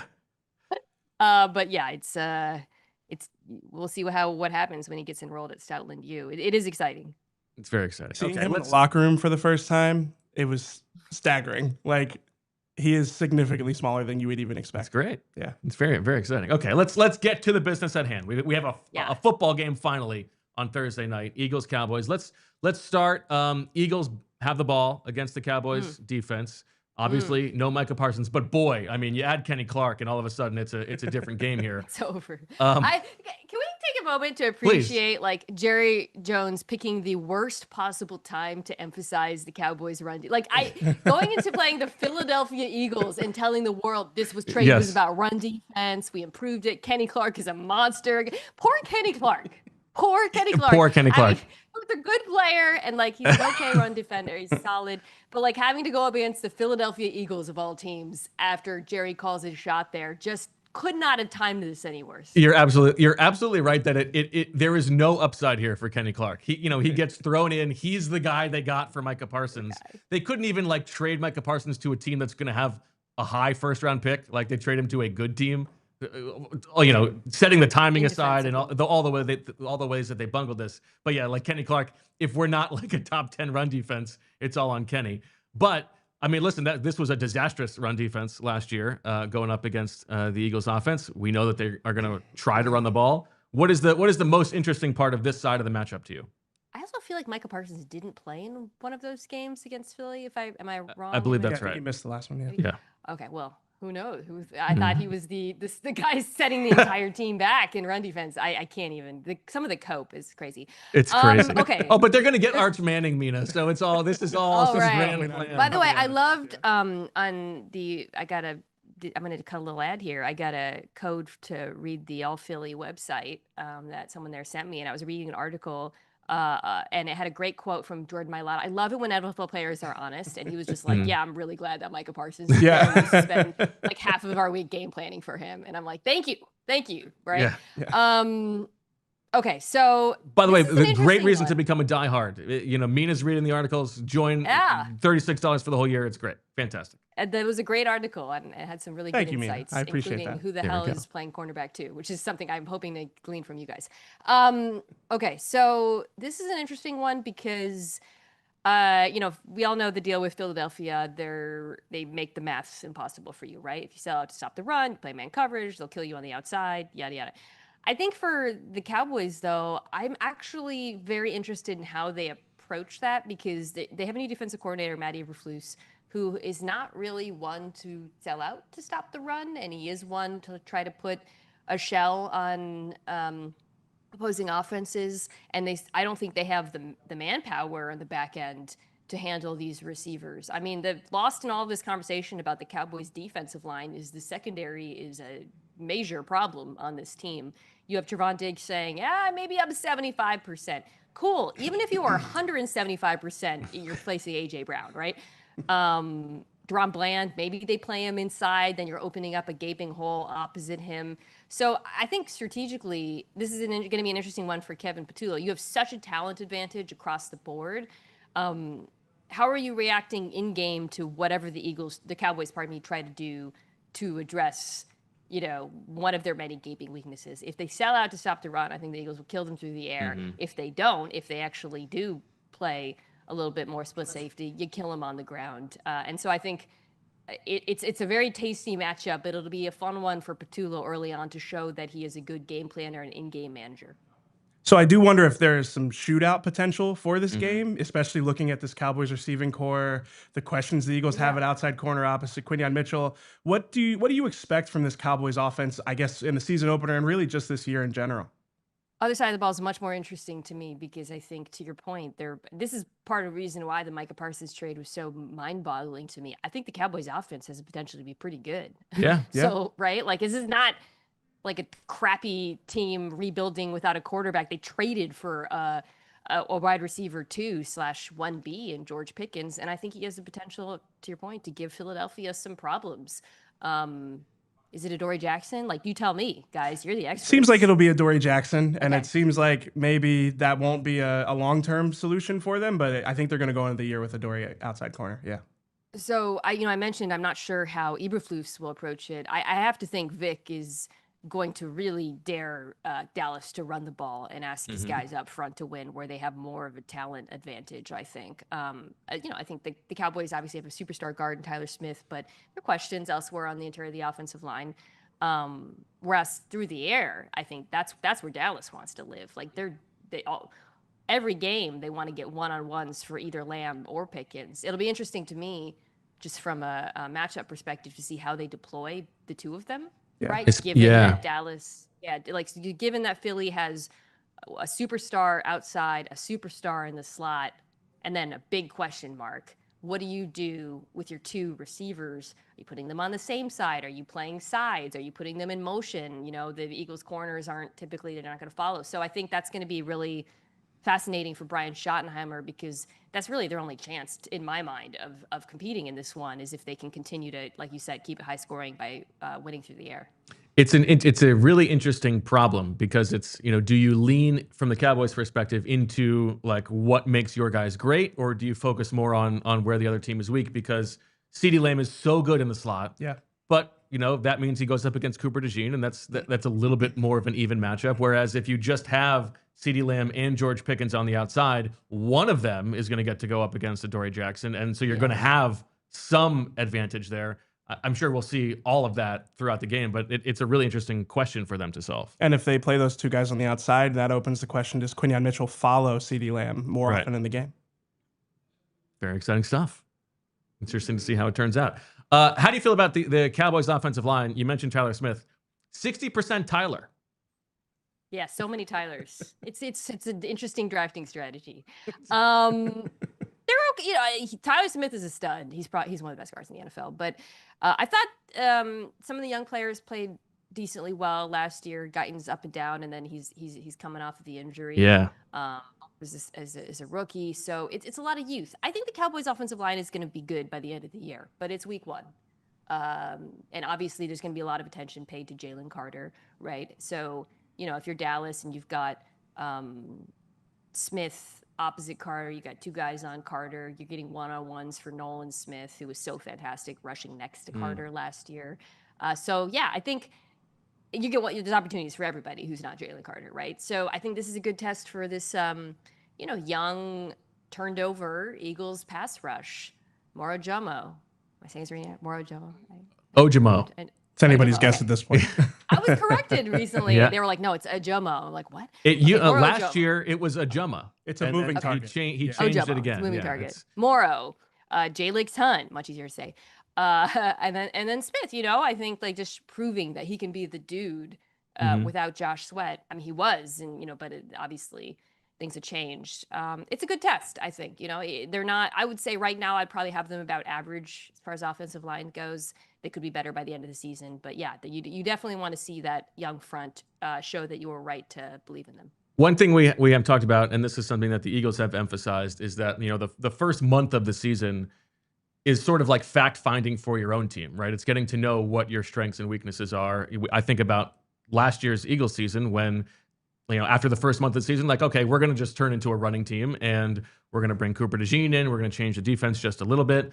As someone who is following the whole league, how do you approach like what you are watching the first month of the season and knowing that it's not exactly what these teams are going to look like, as the season goes on?